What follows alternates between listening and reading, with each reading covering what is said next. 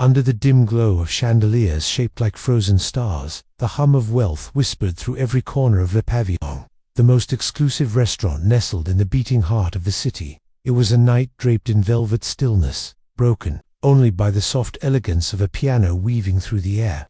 Every table was a quiet kingdom of power and prestige, lit by candles and crowned by crystal. In the farthest corner, tucked behind an arrangement of orchids and shadow, sat John Maxwell, 48 years old, tech mogul, billionaire, and widower. His Armani suit was tailored to perfection, his platinum watch catching stray flickers of light. But none of it could cover the hollowness in his chest. He stared blankly at the untouched filet mignon before him, its aroma rich and inviting, though it might as well have been dust. Across from him, the empty chair echoed more loudly than any sound in the room.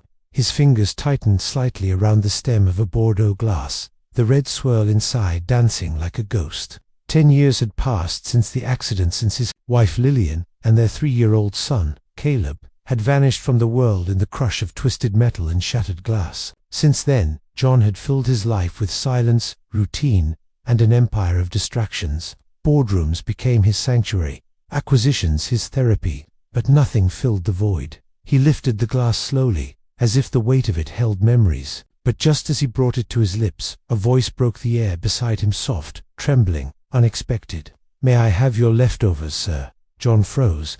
He turned his head sharply and found himself looking down at a young woman standing beside his table. She could not have been older than 19. Her blonde hair was pulled into a loose, messy bun, with strands falling out in weary curls. Her coat was threadbare, clinging to her shoulders against the early autumn chill. In her arms was a baby, perhaps 7 or 8 months old, wrapped in a faded blanket. The infant's eyes, wide and luminous, were fixed on the mound of mashed potatoes and slices of meat still steaming on John's plate. The girl's voice had been almost a whisper, yet somehow it had sliced through the quiet of the restaurant like a violin string snapping. John blinked, as if waking from a long, dense sleep. Around him, the room stilled. Forks paused mid-air. Conversations trailed into stunned silence. A waiter began to step forward, concern already wrinkling his brow. But John raised a hand subtly. The gesture was small, yet commanding. He studied her face. There was no shame in her expression, no hint of manipulation or pity, exhaustion and something deeper, a quiet fierceness, a need not for herself but for the tiny life held close to her chest. She held the child with the kind of protective devotion that stripped everything else from the moment. She was not begging, she was not stealing, she was surviving. John's throat tightened. The candle between them flickered. In that instant, something shifted inside him, not a grand epiphany, not yet, but a murmur, a spark, and though he did not know it then, that one moment, that single question, would dismantle the walls he had spent a decade building and lead him toward a redemption he never sought. He stood there for a long moment, frozen, his gaze locked on the girl, as if the rest of the world had melted away into background noise. Her blonde hair was unbrushed, falling in disheveled waves around her face and shoulders, the strands catching glimmers of candlelight like broken gold. Her coat barely covered her frame, sleeves too short, the fabric worn thin at the elbows. On her feet were a pair of sneakers, tattered, soaked in city grime, and nearly splitting at the seams. But it was not her appearance that made John's breath catch. It was her eyes. They did not beg, they did not waver. They held him, unflinching, filled with something far stronger than desperation, defense, dignity, and a quiet, almost unbearable sorrow. There was a kind of courage in her expression, the type a person only forges when they have nothing left to protect except the fragile life they carry. She was not asking for herself. She was asking for her child. John hesitated just a heartbeat, longer, as if some unseen thread was being pulled taut between them. Then, with a slight movement, he nudged the plate forward. "Take it," he said softly, almost to himself. She did not dive at the food. She did not devour it like someone starving. Instead, with a reverence that struck him harder than any scream could have, she reached into the satchel draped across her shoulder and took out a small square of cloth clean. Though fraying at the edges, she carefully wrapped the mashed potatoes and the remaining slices of meat inside, folding the corners like she was preserving treasure, not leftovers. Then, kneeling gently onto one knee, she cradled the baby closer and retrieved a small plastic spoon from her coat pocket. John watched, unblinking, as she scooped a modest portion of the warm food and blew softly on it before guiding the spoon to the baby's mouth. The child opened instinctively, his tiny lips parting, his tongue reaching. The moment the mashed potatoes touched his tongue, he cooed a soft, gurgling sound of joy so pure it made John's fingers curl around the edge of the table. The baby's face lit up in the glow of candlelight, his chubby hands patting the girl's chest, a smile blooming across his round cheeks like a sunrise after a long, frozen night. It was the kind of smile John had not seen in years, not since his own son. Something caught in his throat. He looked away, just for a second, trying to clear the sudden mist from his vision. But his eyes snapped back as soon as the baby let out another happy sigh, as if the warmth of one spoonful was enough to fill him with delight. The girl said nothing. She simply kept feeding him, one spoonful at a time, with infinite patience. Her hands were steady, her breathing calm. She did not once look around to see who might be judging her, or what opinions were forming in the silent sea of wealthy onlookers. She was there for one reason only, to feed her son. John's heart twisted in his chest, slow and deep, like something old waking from a coma. It was not pity, it was not charity. It was the undeniable truth that he was witnessing something sacred, kind of love that could not be bought, replaced, or even fully understood by those who had never felt loss. When the baby seemed full, the girl carefully tucked the cloth bundle into her bag, adjusted the blanket around the child's body, and stood. She glanced once more at John, nodding slightly, not as if to thank him, but as if to acknowledge something unspoken between them. Then she turned and walked away, weaving through the rows of white linen tables, out into the cool night beyond. The glass doors. John remained seated, unable to move, staring at the spot where she had stood. The candle on the table flickered softly, casting gentle waves of gold and shadow across the untouched wine. The empty chair, the world he had known. Then, before he could rationalize or analyze or talk himself out of it, he rose, not hurriedly, not dramatically, just quietly, with purpose. He placed his napkin on the table, nodded once at the stunned waiter who hovered nearby, and followed the girl through the heavy restaurant doors into the night. He did not yet understand why, only that he had to. John followed at a distance, his footsteps muffled against the quiet pavement. The city noise faded behind him as the girl slipped down a narrow alleyway, clutching the baby to her chest like a fragile shield against the world. She moved quickly but cautiously, as if every shadow might swallow her whole. He did not know why he followed, only that something deeper than curiosity pulled him along. It was not pity, it was recognition. The alley opened into a crumbling parking lot, flanked by brick buildings. Abandoned cars sat like ghosts, but an old dented Navy's sedan was different. It was lived in. The windows were fogged, the paint peeling, but it was shelter. She walked to it without hesitation, opened the back door, and carefully settled in with the baby. A thin blanket served as a mattress. She cradled the infant in her arms, whispering something only the child could hear. Then her voice rose, soft and trembling, to a lullaby. "You are my sunshine, my only sunshine." John lingered in the shadows, transfixed. The baby's hand gripped her collar, eyes fluttering as the melody wrapped around him like a warm quilt. The setting was bleak, but the love undeniable. He stepped forward. Something must have alerted her. She turned, startled. Their eyes locked. "I'm sorry," he said, hands raised in peace. "I just wanted to see if you were okay." "You followed me," she said, guarded. "Yes, I did." She didn't run. She didn't cry. She only looked at him, weighing the stranger in the expensive clothes. "I saw how you fed your son," John said. "I've never seen anything like that. I needed to understand." After a pause, she said quietly, "His name is Noah." "I'm Emily." "Noah," he repeated. 8 months. She nodded. "He loves mashed potatoes." John's voice dropped. "So did my son." Emily blinked, and in that instant, something shifted. She didn't pry, just listened with that rare stillness of someone who knew grief firsthand. "I was studying to be a nurse," she said. "Then I got pregnant. The father disappeared. My parents disowned me. I've been on my own ever since." She spoke, plainly, without bitterness. "We've lived in this car for 2 months. I clean houses, wait tables when I can." John looked at the vehicle, the worn blanket, the baby clothes stacked like treasure in the corner. "I can help. A hotel, food, whatever you need." She raised a hand. "No, I'm not asking for money." Surprised, he asked, "Then what do you want?" Emily looked at Noah and said softly, "Just one day. One day where he's warm, full, and safe. That's all." The words hit him harder than any demand ever could. The streetlight flickered above them, casting an amber hue over her face. In that glow, John saw something familiar, her eyes, his late wife's eyes. Not exactly, but close enough to crack something inside him. The way Emily clutched her child, the way she stood tall with nothing but love as armor, it stirred something in him, something that had been buried with his wife and son. He stepped back, suddenly unsteady. "Thank you," he said. Emily furrowed her brow. "For what?" "For reminding me I still have a heart." She said nothing, only cradled Noah tighter, resuming the lullaby.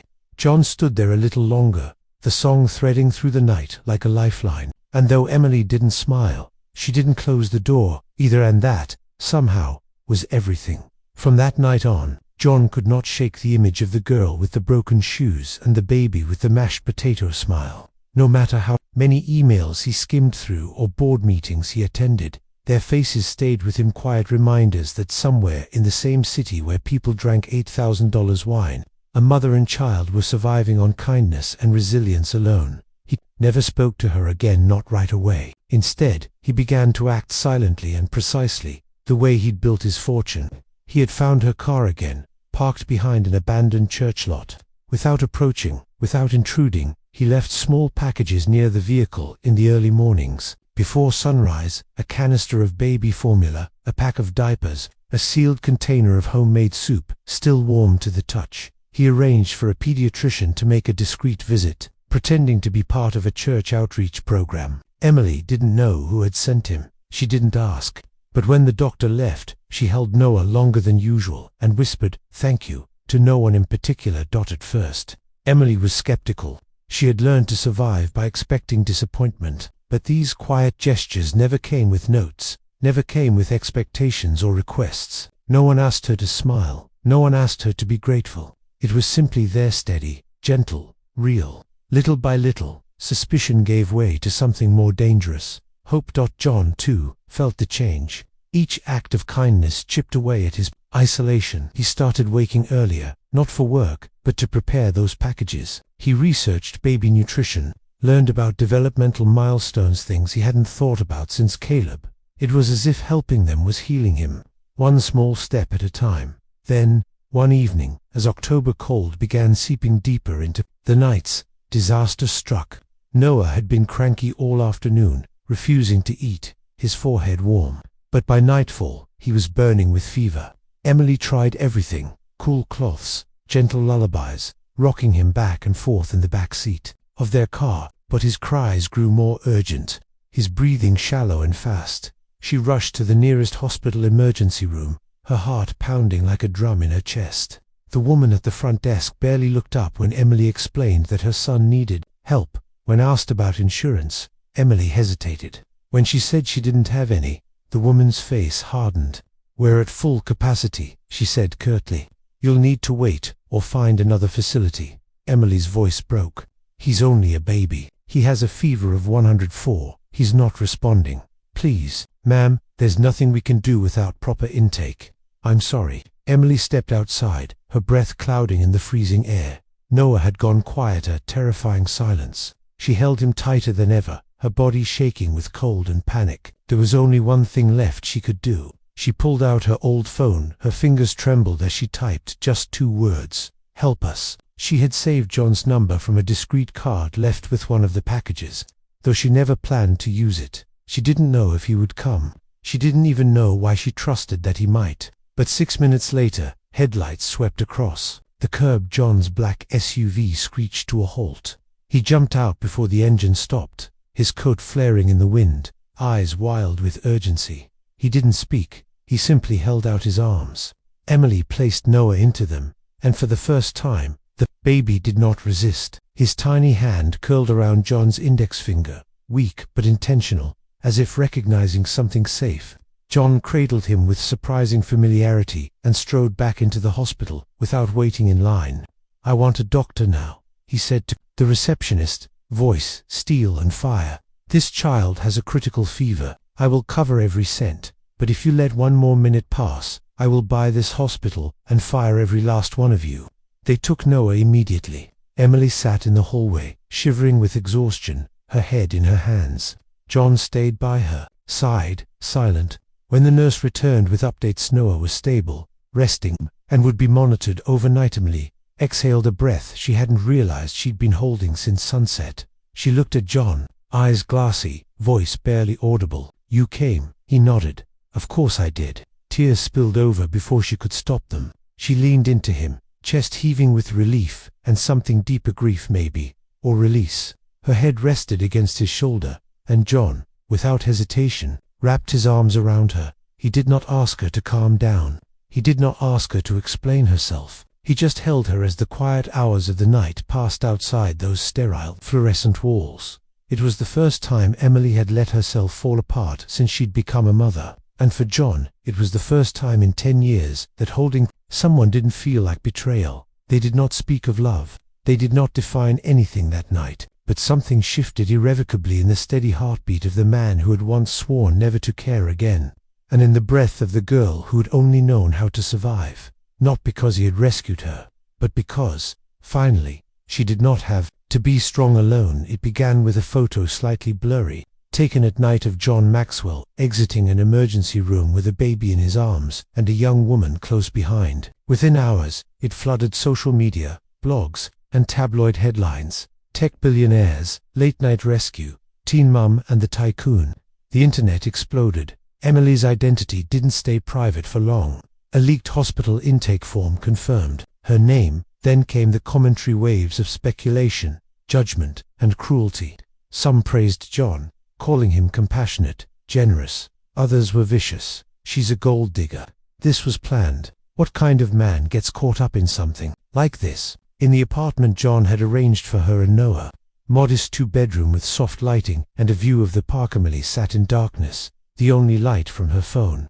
Each swipe brought more venom, each headline more shame. Her chest tightened, her hands trembled. She turned off the screen, afraid the light alone might touch her son with that same poison dot. Noah stirred in his crib.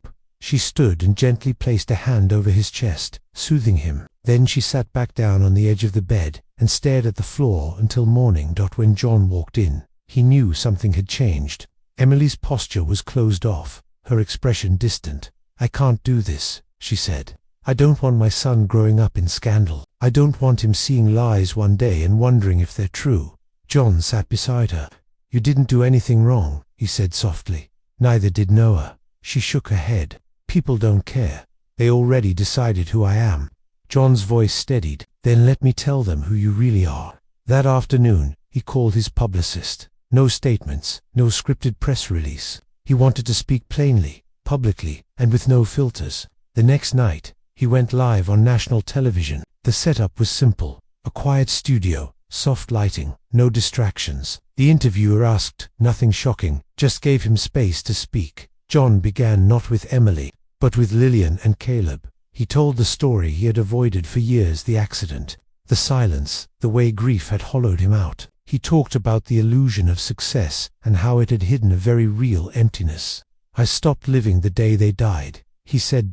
And then he spoke of Emily. "She wasn't looking for charity," he said. "She wasn't even looking for help. She just wanted to feed her son, and in doing so, she woke something in me I thought I had lost forever." His voice cracked as he added, "She didn't take anything from me. She gave me something no one else could, a reason to care again, a reason to breathe." He looked into the camera. "Emily is not a headline. She is a mother. Noah is not a prop. He is a beautiful child. I did not save them. They saved me." The interview was raw, unguarded, and deeply human, and it worked. The next morning, the tide shifted. Online conversations changed. People began defending her. Mothers shared their stories of single parenthood, poverty, judgment. Nurses spoke up, explaining how many girls like Emily fall through the cracks. Donations started flowing into shelters. A mother in Kansas started a community fund for women just like Emily. Emily didn't speak to the press, but the next morning, she showed up at John's front door, Noah bundled against the cold. She didn't knock. He opened the door before she could. Her eyes were tired but determined. "I'm not leaving," she said. "If you still want us, we're here." John did not speak. He stepped aside, let them in, and for the first time in years, he felt something shift, permanent and peaceful. A door, not just in his home but in his heart, opened.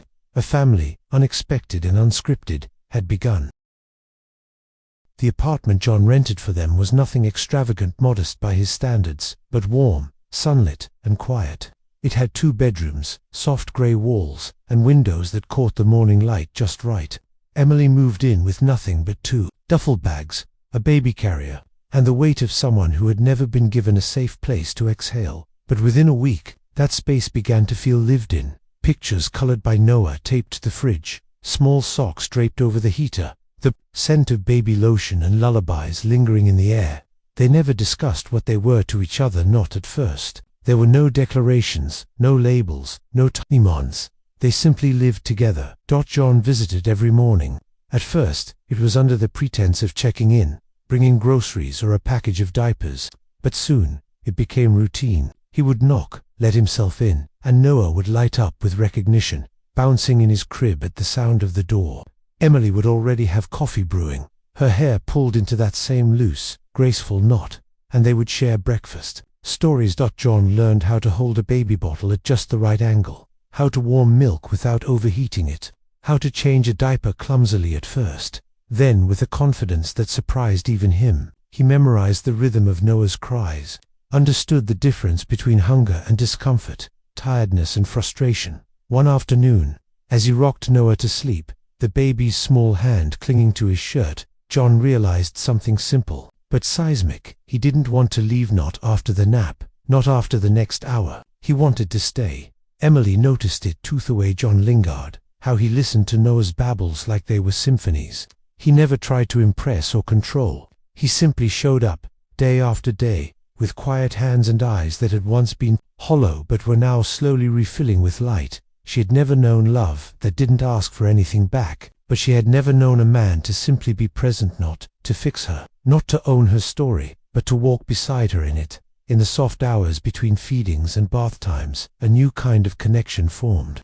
It was not the fiery kind of love the world romanticized. It was slower, deeper, born not from passion but from persistence. One evening, after Noah had finally fallen asleep, Emily and John sat on the balcony in silence, a blanket draped between them. The city below glimmered in gold and blue, but neither of them looked down. John turned toward her, his voice gentle. "When I lost Lillian and Caleb, I thought that part of me died with them, the part that wanted to care, to belong, to be needed."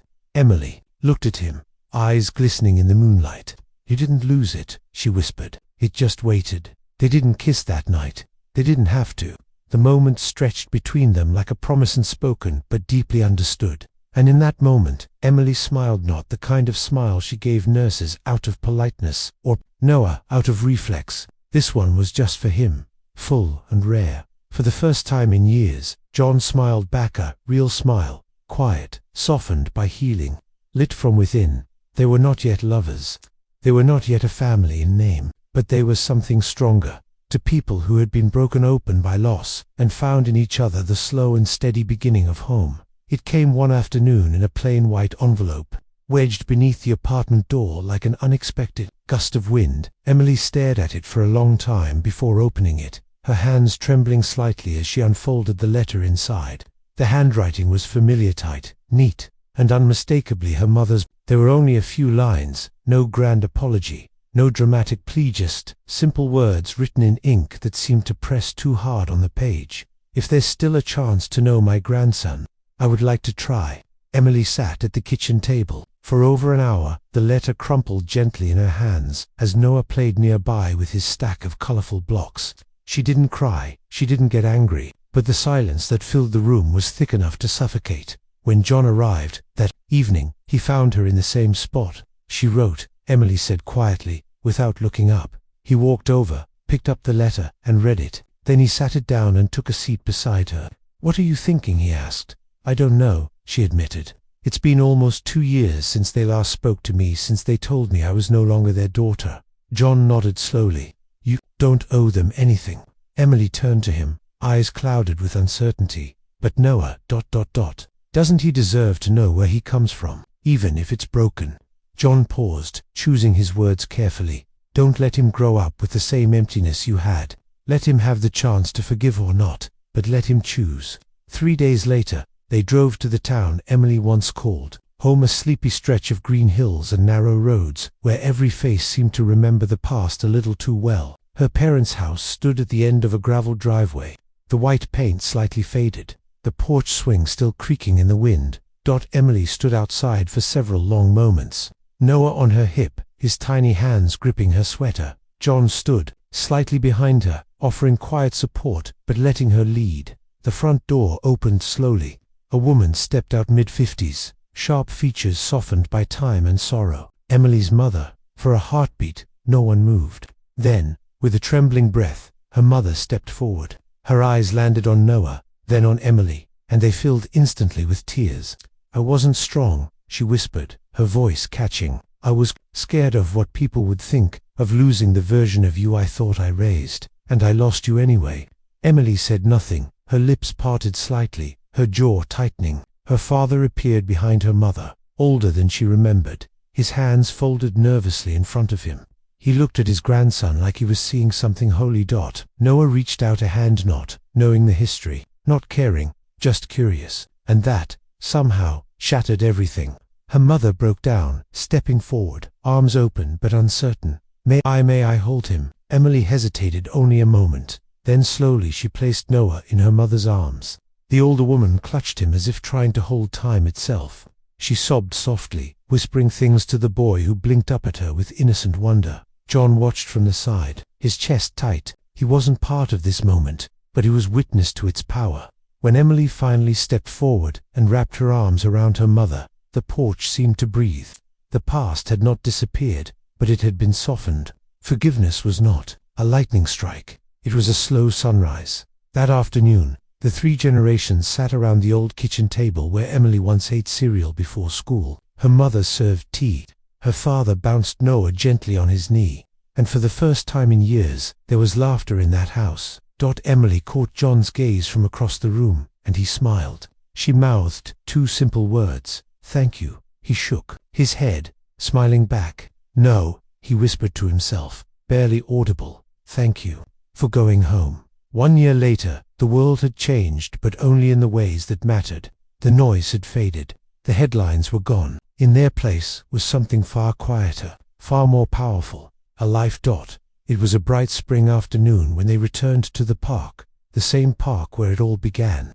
The breeze moved gently through the trees, and the golden sunlight bathed the open field in a warmth that felt like a benediction. There were no towering floral arches or photographers jostling for the perfect shot, just a small group of close friends, a white linen cloth spread beneath an old oak tree, and a humble wooden arch wrapped with ivy and ribbon. At the center of it all stood a little boy in a navy vest and matching bow tie.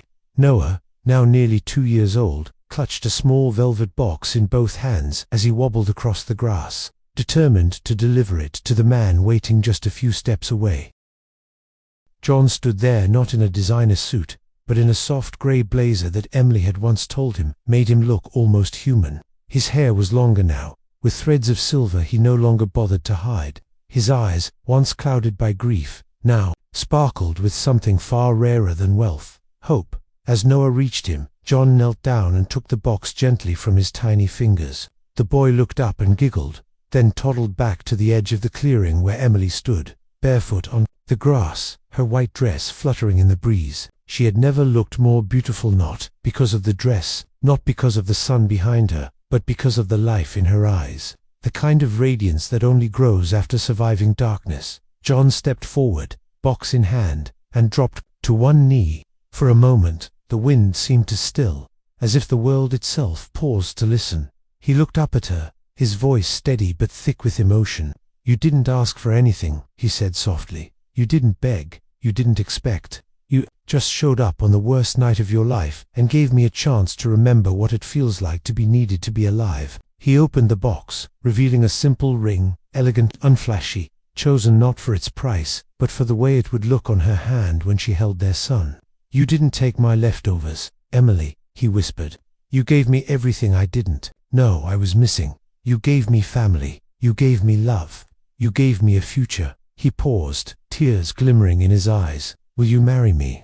Emily's hand flew to her mouth, Her eyes filled before the first tear could even fall. She nodded once, twice, then dropped to her knees in front of him, laughing through her tears as she whispered, "Yes." They embraced, arms folding into one another like pieces of a puzzle long lost and finally found. The minister began the ceremony, simple and short, while Noah played with the petals on the ground, occasionally glancing up as if trying to understand what made the grown-up so emotional. But it was during the vows, right as John promised to love not just Emily but the son who had brought them together, that Noah wandered up and wrapped his arms around John's leg. "Daddy," he chirped. And just like that, the entire park held its breath. John looked down, eyes wet, and bent to pick up the boy, holding him with one arm and Emily with the other. He whispered, "I love you, son." In that embrace, under the sun, with no audience but a few friends and the sky, everything that had once been broken felt whole again. John had not rescued a young mother. She had rescued him from grief, from isolation, from a life so polished and empty it had nearly swallowed him whole. And in the place of loneliness, a new family had been born, not from blood, not from planning, but from a whisper, a question, and a plate of mashed potatoes. They were not perfect. They didn't need to be. They were together, and that, finally, was enough. And so, from a single whisper in a luxury restaurant, a story of love, redemption, and second chances unfolded. What began as a request for leftovers became a journey that redefined what it means to be a family. John didn't just open his heart, he opened his life. Emily didn't just survive, she found home. And little Noah, once cradled in a stranger's arms, now walks beside a father who chose him not by blood, but by love. Because sometimes, the most extraordinary stories are born from the quietest moments. If this story touched your heart, made you feel, made you hope, or even brought a tear to your eye, don't forget to like, share, and most importantly, subscribe to Soul Stirring Stories, the channel where every story is made to heal your soul and remind you that compassion is the most powerful miracle of all. We'll see you in the next story.